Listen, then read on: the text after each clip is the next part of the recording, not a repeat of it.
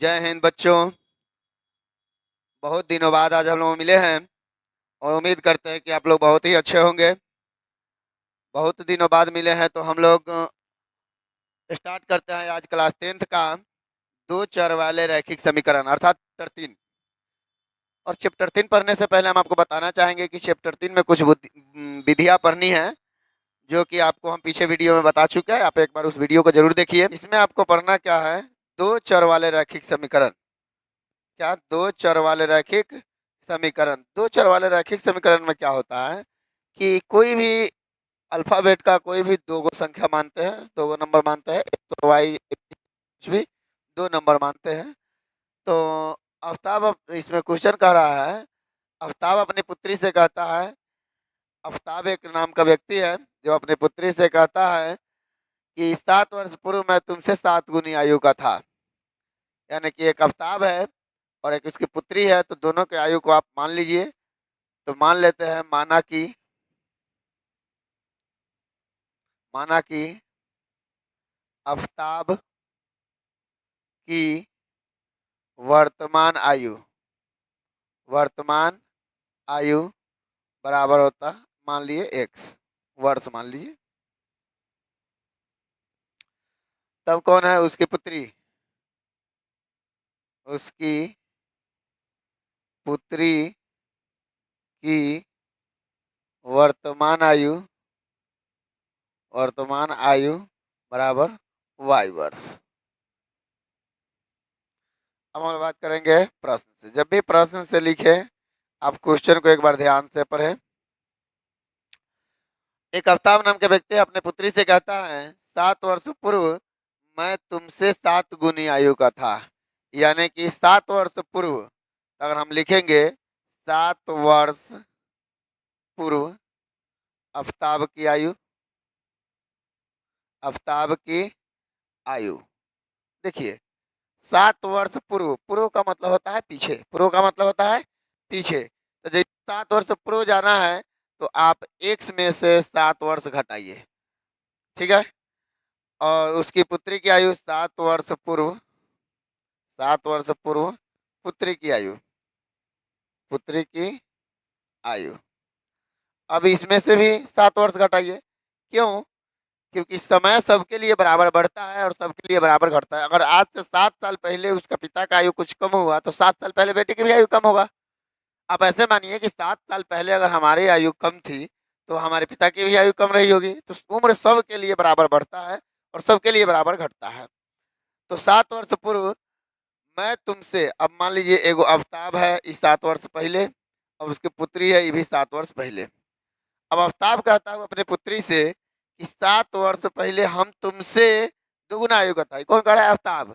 तो आफ्ताब ऑलरेडी 7 गुनी आयु का, सॉरी, हम मैं तुमसे 7 गुनी आयु का था, ठीक है, मैं तुमसे 7 गुनी आयु का था। यहाँ पे पढ़िए, यानी कि ये ऑलरेडी 7 गुनी आयु का आफ्ताब था। तो उसके पुत्री में अगर हम 7 से गुना करेंगे तो इसके आफ्ताब के बराबर हो जाना है।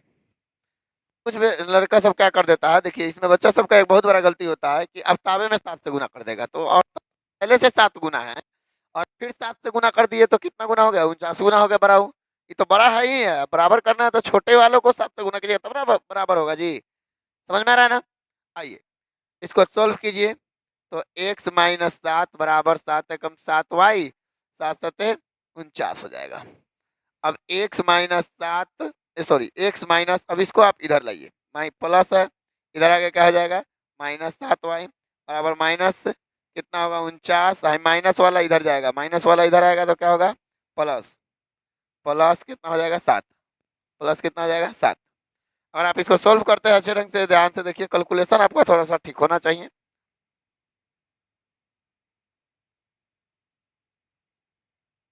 चलिए ध्यान दीजिए। तो अब इसको सोल्व करते हैं हम लोग। तो x माइनस 7y बराबर -42, ये इक्वेशन 1 हो गया। ये क्या हो गया? इक्वेशन 1। फिर इसी तरह से हम लोग अगर फिर से इसको शुरू करें यहाँ से, ध्यान से देखिए,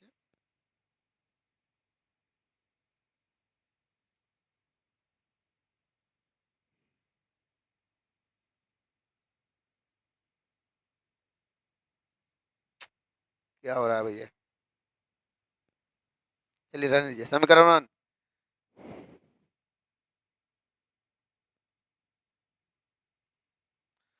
अब हम लोग कर रहे हैं दूसरा स्टेप पर बात करते हैं 3 वर्ष बाद। कितना वर्ष बाद? 3 वर्ष बाद। अब अब यहाँ पर लिखिए, अब 3 वर्ष बाद, 3 वर्ष बाद आफ्ताब की आयु, आफ्ताब की आयु। अब बाद माने होता है प्लस। बाद का मतलब जब अभी से आपका उम्र आगे जाना हो तो क्या करेंगे आप? प्लस करेंगे। तो क्या हो जाएगा? x+3। 3 वर्ष बाद ना, 3 वर्ष बाद, ठीक है। और 3 वर्ष बाद, 3 वर्ष बाद उसकी पुत्री की आयु, उसकी, किसकी पुत्री? आफ्ताब की पुत्री, उसकी पुत्री की आयु। तो हो जाएगा y+3। ठीक है। अब कह रहा है कि 3 वर्ष बाद ये आफ्ताब हो गया और 3 वर्ष बाद ही उसकी पुत्री हो गई। मैं यानी मैं मतलब आफ्ताब तुमसे केवल 3 गुनी आयु का हो जाएगा। फिर वही बात, आफ्ताब 3 गुनी आयु का हो जा रहा है, मतलब आफ्ताब बड़ा हो जा रहा है, तो हम उसकी बेटी को 3 से गुना करेंगे तब ना आफ्ताब के बराबर जाएगा जी। चलिए, तो फिर से अब इसको आप सॉल्व कर लीजिए, ध्यान से देखिए। इस सिचुएशन को समझने के लिए आप हमेशा अपने आप पे लीजिए कि जैसे कि आपकी कोई बेटी हो, अगर बराबर करना है तो आप तो ऑलरेडी उनसे बड़े हैं, अगर फिर अपने आप में गुना करना है तो और ज़्यादा बड़ा हो जाएगा।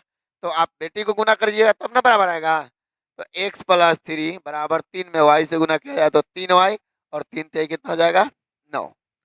x प्लस इधर आके क्या हो जाएगा? -3y बराबर 9। ये वाला इधर जाएगा, 3 इधर जाएगा तो प्लस में इधर आके क्या हो जाएगा? माइनस में हो जाएगा 3। यानी कि x-3y बराबर 6। ये हो गया आपका समीकरण 2। अब कह रहा है इसको ग्राफीय विधि से, ध्यान से पढ़िए, ग्राफीय रूप में, यानी आपको ग्राफ खींचना है। क्या खींचना है? ग्राफ खींचना है। अब ग्राफ खींचने के लिए आपको करना क्या होगा कि आपको ग्राफ का एक घर बनाना होगा। जैसे कि आप पहले से देख लीजिए समीकरण में क्या क्या है। दोनों समीकरण को x-7y, x-7y अब ग्राफ खींचने के लिए यहाँ पर देखिए, अब यहाँ पर लिखिए समीकरण 1 से, समीकरण 1 से। समीकरण 1 क्या है? x-7y, x-7y बराबर -42 था, है ना था जी। समीकरण 1 मिला लीजिए आप एक बार, x-7y बराबर -42, और समीकरण 2 है x-0। चलिए दो बाद में, पहले x का बना लेते हैं।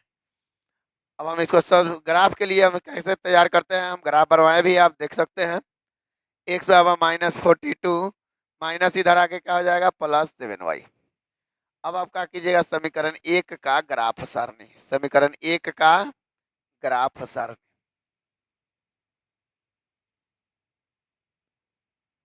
ठीक है।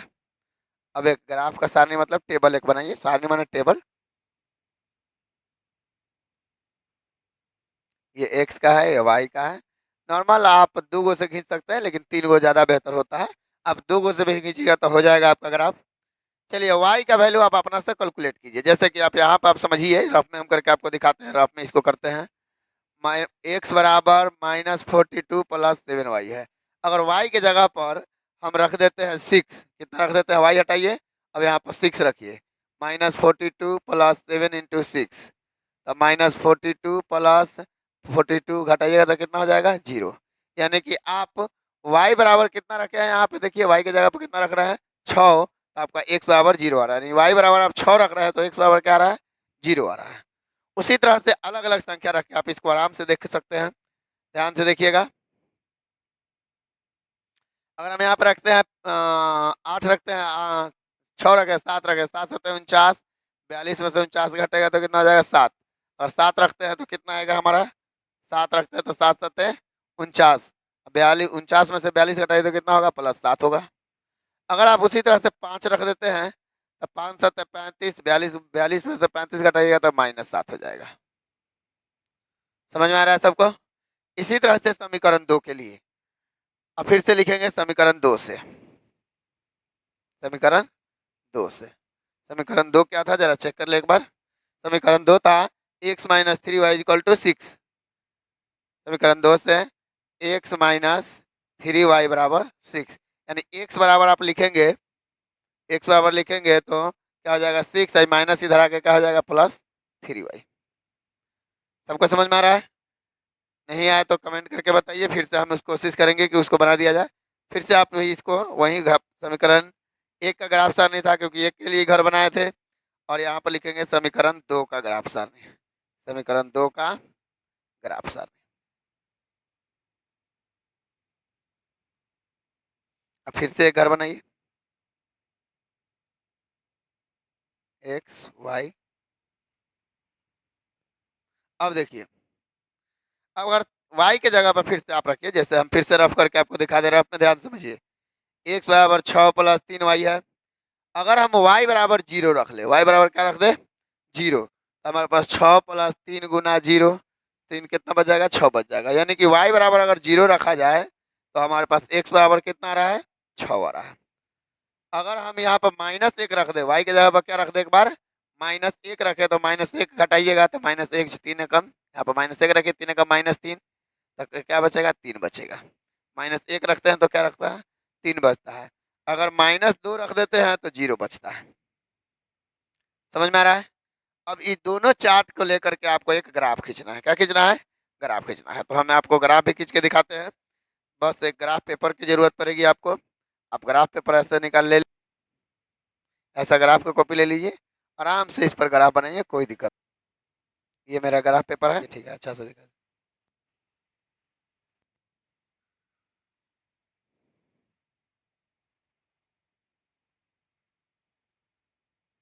चलिए, ये हमारे पास मूल बिंदु है। ये क्या है हमारे पास, मूल बिंदु है। मूल बिंदु का निर्देशांक क्या होता है, जरा बताइए। मूल बिंदु का निर्देशांक होता है 0 0। मूल बिंदु का निर्देशांक क्या होता है, 0। एक्स भी 0 और वाई भी 0। अब इस वैल्यू को रख के देखिए, एक्स का 0, वाई का 6। अब यहाँ पर देख लीजिए, पहले इसका नाम रख दीजिए, एक्स का 1 2 3 4 5 6 7 8। इस तरह से आप कॉपी में भी रख लेंगे, -1 -2 -3 -4 -5 -6 -7 -8। यहाँ पर भी उसी तरह से 1 2 3 4 5 6 7 8 9 10। नीचे आ जाइएगा, -1 -2 -3 -4 -5 -6 -7 -8 भी रख दीजिए, कोई दिक्कत नहीं, आपको जितना आवश्यकता पड़े उतना ले लीजिए। एक्स का 0, एक्स का 0 यहाँ 0 है, वाई का 6, वाई के सामने 6, ये वाला बिंदु पड़ रहा है, ये वाला बिंदु। फिर एक्स का 7, वाई का 7, एक्स का भी 7 और वाई के सामने भी 7 7 7, ये वाला बिंदु पड़ रहा है। देख लीजिए, एक्स का भी 7, वाई का भी 7।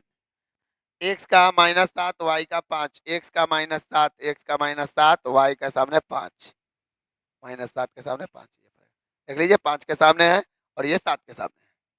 अब अगर आप इसको ग्राफ खींचते हैं, आप यदि इसको आप ग्राफ खींचते हैं तो बिल्कुल एक सीधा लाइन में होना चाहिए। अगर कहीं तिरछा है या कोई पॉइंट नहीं बैठ रहा है तो समझ जाइए आपका ग्राफ कहीं ना कहीं गलती है, कहीं ना कहीं आपका क्या है, मिस्टेक है। अब वो कहाँ मिस्टेक है, उसको सुधार करने की आवश्यकता है।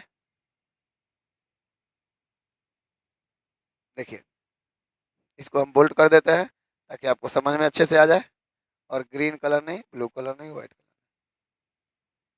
एक ब्लैक कलर, ठीक है, ब्लैक कलर। ये आपके समीकरण एक। अब चाहे तो इसका निर्देशांक भी लिख सकते हैं, 0 6।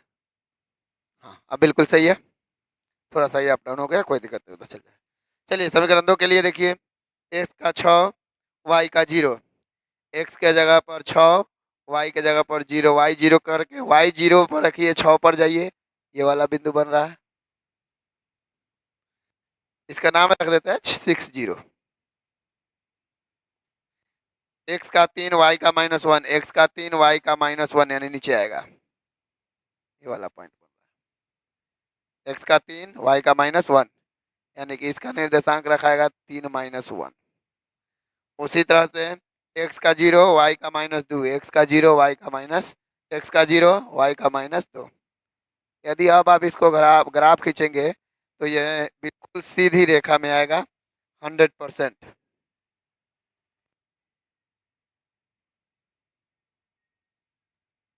देखिए, बिल्कुल एक लाइन में है, इसका मतलब आपका ग्राफ बिल्कुल सही जा रहा है। आप इसके लिए क्या कीजिए, इसको हल्का सा मोटा ब्लैक कर लीजिए, मोटा कर लीजिए। ये देखिए। और इस तरह से आप आराम से अपने कॉपी पर ग्राफ खींच करके एग्जाम में आपका 5 नंबर का होगा, आराम से बना सकते हैं।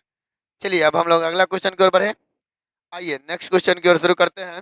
देखिए अगर कोई आपको दिक्कत परेशानी है तो एक बार जरूर बताइए, क्योंकि कमेंट कीजिएगा, लाइक कीजिएगा, शेयर कीजिएगा। अगर आप क्वेश्चन नंबर हम लोग 2 शुरू करते हैं। आपका क्वेश्चन नंबर 2 कहता है कि एक क्रिकेट का एक टीम है। कोच मतलब कैप्टन, कैप्टन ने 39 रुपए में 3 बल्ले तथा 6 गेंद खरीदी। यानी कि बल्ला और गेंद खरीदने गया कोच साहब ने। तो पहले मान लीजिए कि बल्ला का रेट क्या था, गेंद का रेट क्या था, ये तो क्लियर नहीं ना है, हम उसी को मानते हैं। चलिए आइए शुरू करते हैं हम लोग। माना कि एक बल्ले की कीमत, एक बल्ले की कीमत बराबर 100 रुपया तथा एक गेंद की कीमत, एक गेंद की एक गेंद की कीमत बराबर ₹y। प्रश्न से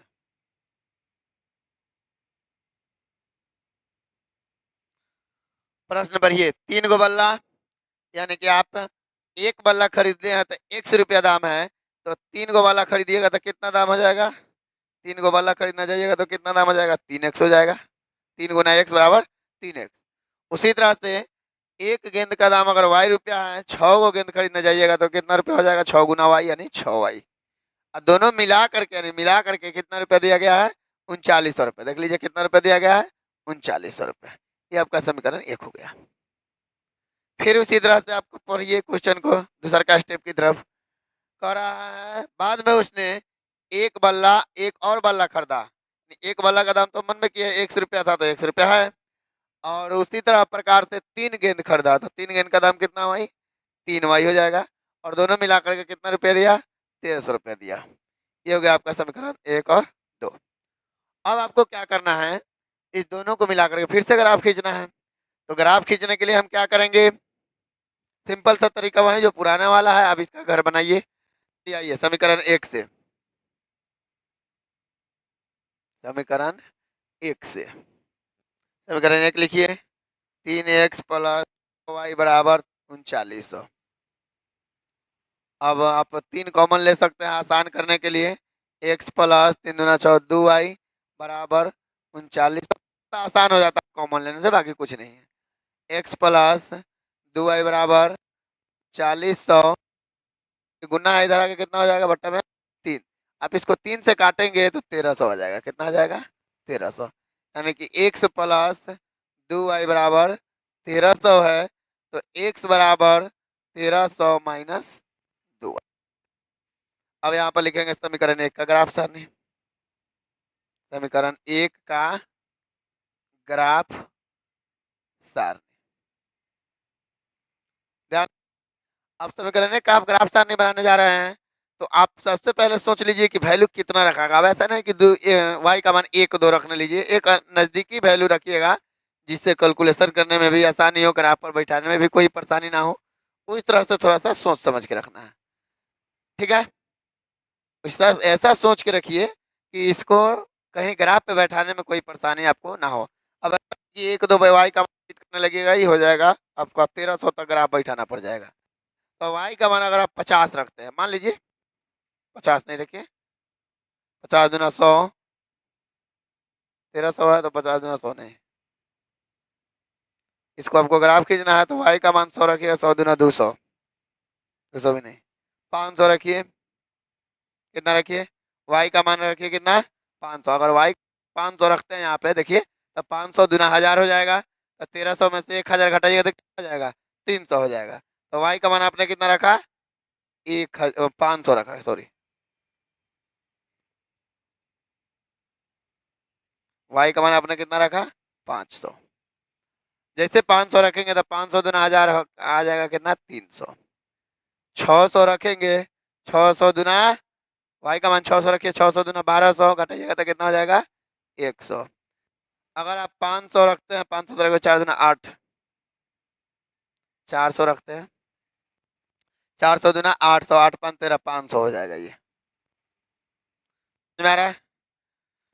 उसी तरह से समीकरण 2 का अब आप एक काम कीजिए, समीकरण x प्लस 3y, ये x प्लस 2y, आइए ठीक है। इसको क्या कीजिए, एक काम करते हैं, थोड़ा सा इसको शॉर्ट कर लेते हैं ताकि आपको जगह बच जाए, कोई दिक्कत परेशानी भी ना हो।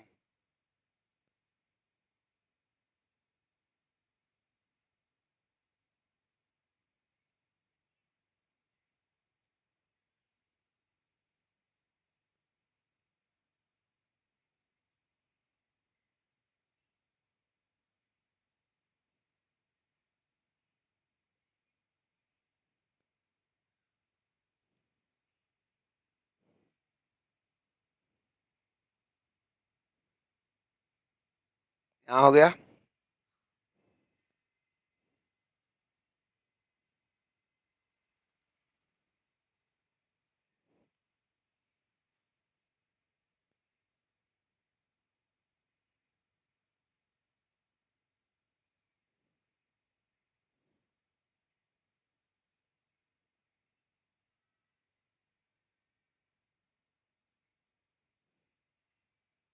आप स्क्रीनशॉट ले लीजिए, आराम से देख देख करके नोट कर लीजिएगा, ठीक है। आइए समीकरण 2 से बनाते हैं।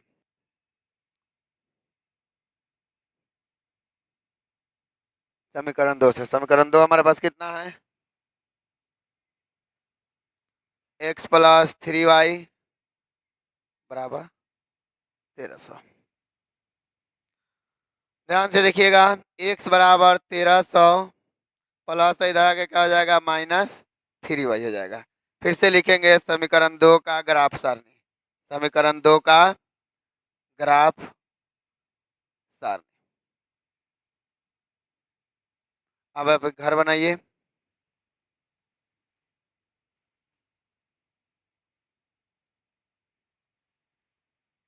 चलिए ध्यान से देखिएगा, यहाँ पे आप साथ में ग्राफ खींचना भी सीख जाएंगे। आप अगर आप ध्यान से देखिए तो इसमें ग्राफ खींचना भी आपको आसानी से सीख जाएंगे आप। y का मान, अब आप लोग बताइए क्या लिखे, नहीं कि 2 4 5 10 रखना है, जब 100 1000 की बात है तो ऐसा रखिए कि 1000 में ही आए तो ज्यादा बेहतर होगा। चलिए हम रखते हैं y का मान कितना रख दे, 500 रख देते हैं। कितना रख देते हैं, 500। 5 तिहाई 1500 में से 1300 घटेगा तो कितना होगा, -200। कितना होगा, -200, ये -200 है। अब आप रखते हैं 400, 4 तिहाई 1200 घटेगा तो कितना होगा, 100। अब रखते हैं कितना रहता है, 300, 300, 3 तिहाई 900, 1300 में से 900 गया तो 9 13 400। कोई डाउट है? अब आप ग्राफ खींचना है, आपको क्या खींचना है, ग्राफ। तो ग्राफ खींचते समय आप कभी भी वैल्यू, आप देखिए अब 100 में है आपका सारा चीज, तो आप ग्राफ का पेपर भी कैसे लीजिएगा, 100 में लीजिएगा।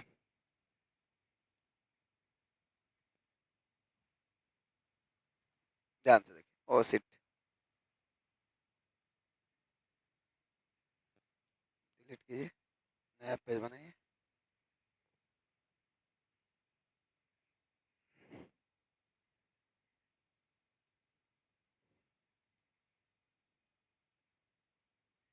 आइए आराम से अब हम लोग ग्राफ खींचेंगे, कोई दिक्कत परेशानी नहीं।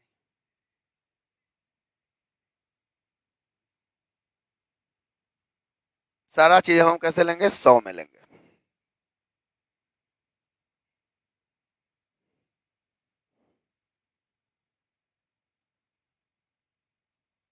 चलिए अब यहाँ से इसको x अक्ष लीजिए, एगो सॉरी ये y अक्ष होता है, x अक्ष।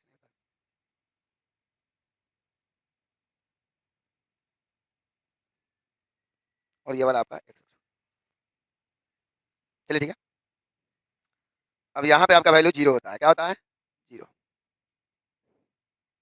अब 0 के बाद जो भी नंबर लीजिएगा 100 के अंतराल पर। अब ये लीजिएगा तो ये नहीं, 1 2 नहीं लेना है, 100 ये लेना है, 200 ये लेना है, 300 ये लेना है, 400 ये हो गया आपका, 500 ये हो गया आपका, 600 ये हो गया आपका, 700 ये हो गया आपका, 800। इधर लेंगे माइनस में, -100, -200, -300, -400, -500, -600, -700 -800। ऊपर लेंगे 100, 200, 300, 400, 500, 600, 700, 800 और काफ़ी है। नीचे -100, -200, -300, -400, -500, -600। ऐसे करके आप आवश्यकता हिसाब से, तो जैसे 1 2 लिखते थे तो अब 1 2 ना लिख करके 100 200 लिखिए। क्यों? क्योंकि आपका जो ग्राफ का वैल्यू है वो 100 में ही तुलना हो रहा है, इसलिए आप ग्राफ पेपर भी 100 में ही माने। आइए, x का 300, y का 500, x का 300, y का 500, x का 300 और y का कितना सामने 500। 300 के सामने जाइए 500। अरे यार व्हाइट तो दिखाई नहीं देता है इसमें। चलिए कोई बात। फिर अगला है x का 100, y का 600, x का 100, y का सामने कितना 600 के सामने यहाँ आएगा। ये वाला पॉइंट है, देख लीजिए हम बड़ा सा कर दे रहे हैं ताकि आपको आसानी से सब दिखाई दे दे। अगला है आपका x का 500, y का 400, x का कितना 500, x का कितना 500, y का कितना 400। अब आप इसको ग्राफ खींचिए, ब्लैक में लेना है, आराम से एक लाइन यहाँ से बैठाना है।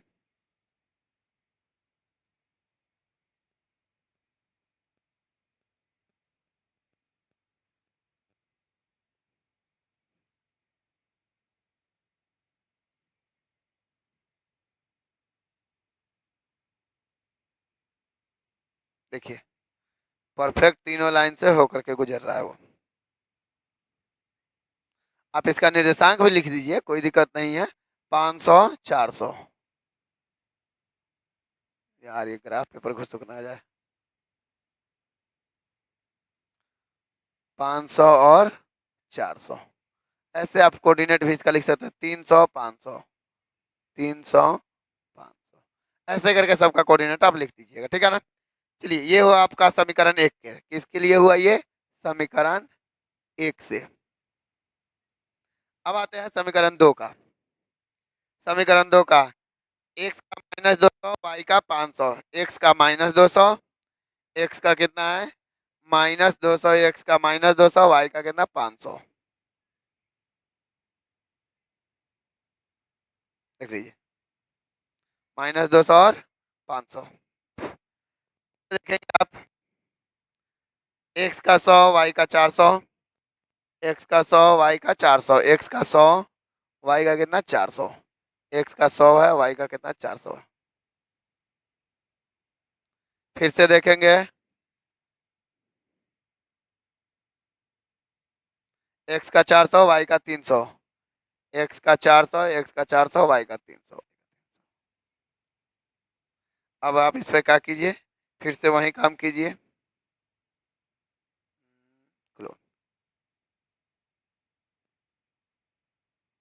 एक लाइन लाइए,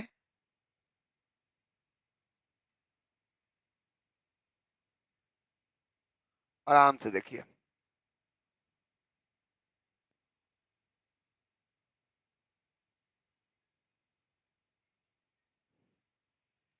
ये आपका कोऑर्डिनेट भी लिख सकते हैं, कोई दिक्कत नहीं है। इसका कोऑर्डिनेट आप लिखिएगा 400 300, 400 300। ऐसे आप इस सबका कोऑर्डिनेट लिख दीजिए, और उससे अच्छा बेहतर है यहाँ पर लिख दीजिए समीकरण 2 से। इस प्रकार से आप ग्राफ बना करके अपने एग्जाम में अच्छा स्कोर कर सकते हैं। चलिए आप इसको थोड़ा सा स्क्रीनशॉट लेना चाहते हैं तो स्क्रीनशॉट ले लीजिए। अब अपना स्क्रीनशॉट ले लीजिए, घर पे आराम से बैठ करके नोट कर लीजिएगा। हम आगे चलते हैं क्वेश्चन नंबर 3 की ओर।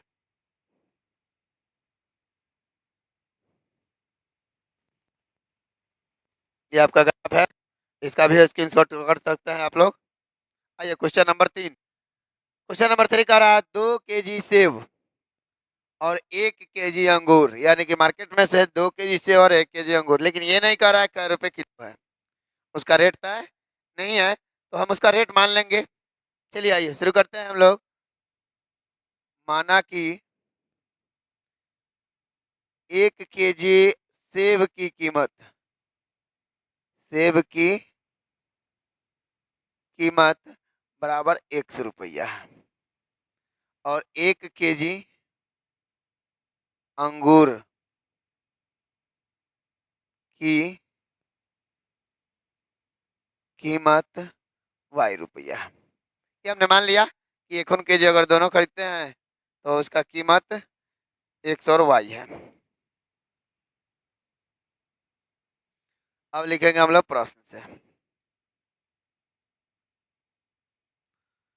करा 2 केजी सेब और 1 केजी अंगूर, तो 1 केजी सेब का दाम अगर 100 रुपया है तो 2 केजी सेब का दाम कितना हो जाएगा? 2 गुना 1 यानी 2x। देख लीजिए ध्यान से, 1 केजी सेब का अगर 100 रुपया आप देते हैं तो 2 किलो खरीदेगा तो 2x देना होगा। मान लीजिए आप ऐसे 1 केजी सेब आप 50 रुपये खरीदते हैं तो 2 केजी खरीदेगा तो 50 गुना 2 करना पड़ेगा, 50 गुना 100 रुपया देना पड़ेगा। तो जिस रेट से खरीदते हैं उसमें इससे गुना करना है। तो 2 केजी सेब का दाम कितना हो जाएगा? तो 2x। और 1 केजी अंगूर है तो 1 केजी का तापमान भी किए हैं, कितना रुपया है? वाई रुपया दोनों जोड़ करके दुकानदार बेचारा 160 रुपया ले लिया उससे। फिर सेकेंड स्टेप कहा जाता है उसका, फिर से इसका सेकेंड स्टेप कहा जा रहा है 1 महीने बाद यानी महीना बीतता है तो 4 केजी सेब खरीदा और 2 केजी अंगूर खरीदा। तो 1 केजी सेब का दाम कितना था? 100 रुपया था। अगर 4 केजी खरीदते हैं तो कितना देना पड़ेगा? 4x खरीद देना पड़ेगा। 2 केजी अंगूर, तो 1 केजी अंगूर का दाम y रुपया, तो 2 केजी का कितना? 2y बराबर कितना रुपया देना पड़ा? 300 रुपया देना पड़ा। कितना रुपया देना पड़ा? 300। ये हो गया समीकरण 2। क्लियर है? अब आपको क्या करना है? इस दोनों समीकरण को ग्राफ के लिए तैयार करना है। इसके लिए तैयार करना है ग्राफ के लिए। तो आप ग्राफ के लिए तैयार करने से पहले थोड़ा सा इसको कैलकुलेशन अच्छे ढंग से करना सीख जाइए ताकि बेहतर हो।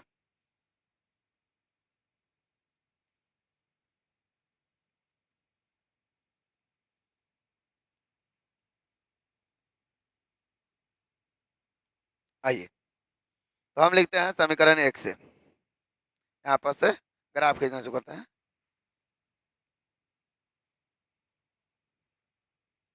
समीकरण 1 से, समीकरण 1 क्या कह रहा है? 2x प्लस वाई बराबर 160, यानी y बराबर हम रखे तो 160 प्लस इधर आके कहा जाएगा -2x। अब यहाँ पे हम लोग लिखेंगे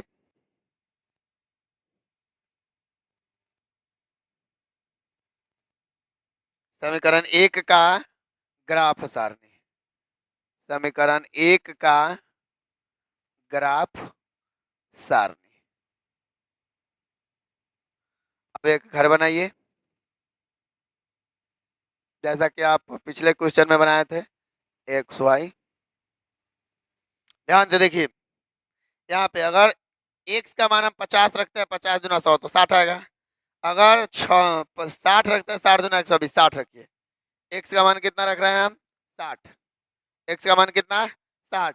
अब यहाँ पर 60 रखिएगा तो 60 गुना 120, 120 जो हुआ 160 में से 120 घटाइएगा तो कितना बचेगा? 40 बचेगा। 40 लिखा है। फिर से हम रखते हैं 70 रखते हैं, 70 दुना 140, 70 रखते हैं तो 70 यहाँ पर रखिएगा तो 70 दुना 140, 160 घटाइएगा तो 40 20 60 20 बचेगा। फिर आप 50 रखते हैं, 50 दुना 100, 50 रखते हैं तो कितना बचेगा? 50 दुना 100 घटाइएगा कितना बचेगा? 60 बचेगा। ये हो गया समीकरण 1 का ग्राफ सारणी। अब आप समीकरण 2 का ग्राफ सारणी। तो समीकरण 2 पहले आप यहाँ पर लिखिएगा समीकरण 2 से, समीकरण 2 से। समीकरण 2 यहाँ पर आराम से नोट कर दीजिए। समीकरण 2 क्या है? 2x plus Y, sorry 4x plus 2y।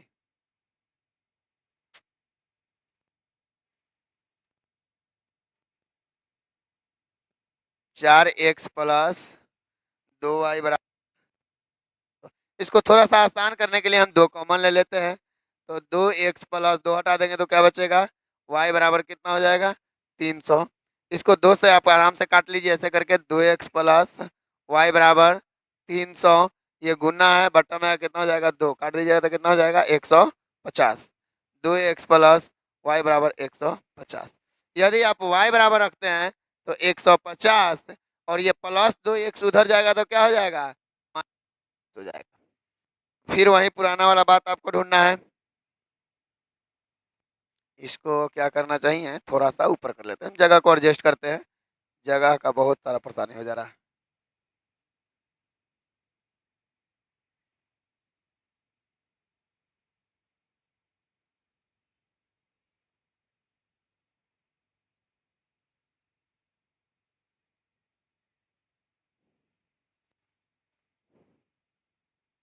आइए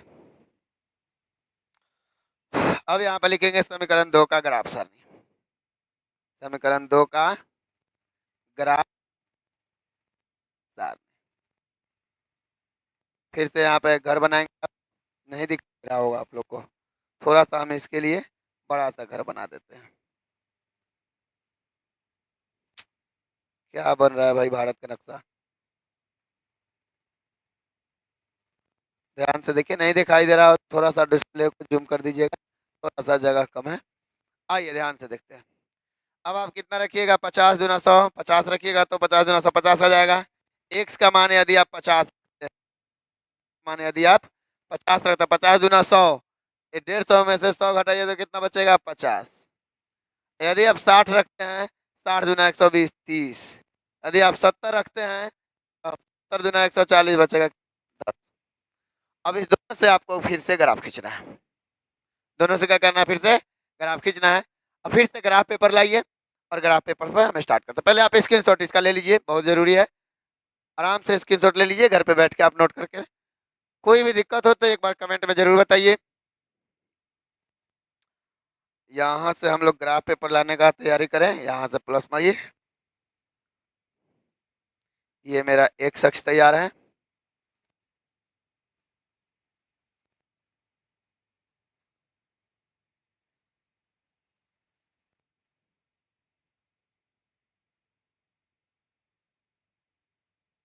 ये मेरा एक्स अक्ष हो गया। बिल्कुल ऐसा ही हमने एक वाई अक्ष ले रखा है।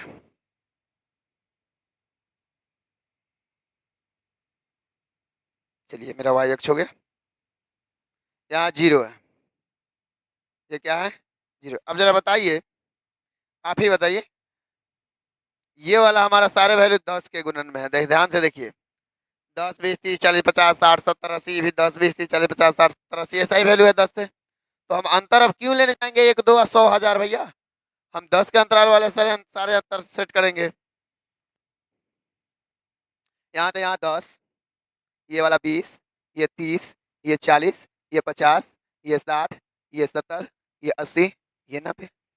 माइनस में आएंगे, -10, -20, -30, -40, -50, -60। ऊपर में 10 20 30 40 50 60 70 80 90। नीचे में -10, -20, -30, -40, -50, और जरूरत पड़ेगा तो लेते रहेंगे हम लोग। चलिए आइए ग्राफ की हम लोग। पहला का ग्राफ कर रहा है एक्स का 60 वाई का 40, एक्स का 60 वाई का 40। ध्यान से देखिएगा, एक्स का 60 ये एक्स अक्ष कहलाता है, ये वाला एक्स अक्ष और ये वाला वाई अक्ष। एक्स का 60 वाई का 40, ठीक है।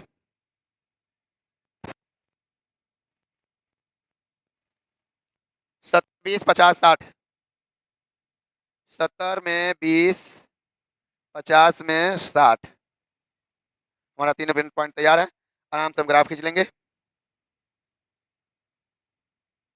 ग्राफ का कलर ब्लैक कर देते हैं ताकि आपको अच्छे से दिखाई दे।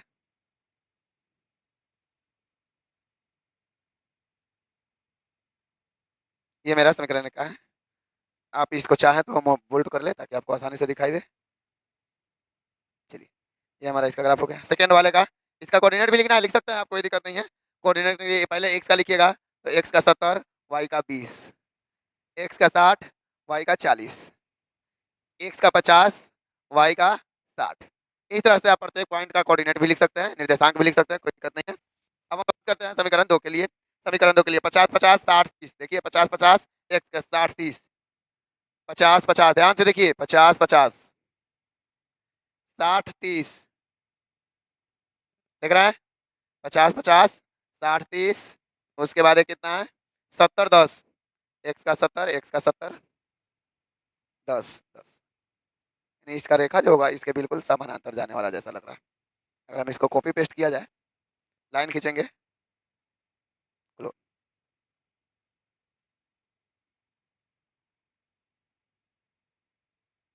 बिल्कुल इसके समानांतर, बिल्कुल इसके समानांतर। ये आपका क्वेश्चन नंबर 3 हुआ। आप आराम से इसको घर पे बैठ के समझिए, बनाइए। फिर से हम लोग अगला दिन शुरू करेंगे एक्सरसाइज 3.2, उसमें कुछ नए कंसेप्ट के साथ। जैसे कि 3.2 में आप जाइएगा तो आपके लिए एक नया कंसेप्ट मिलेगा।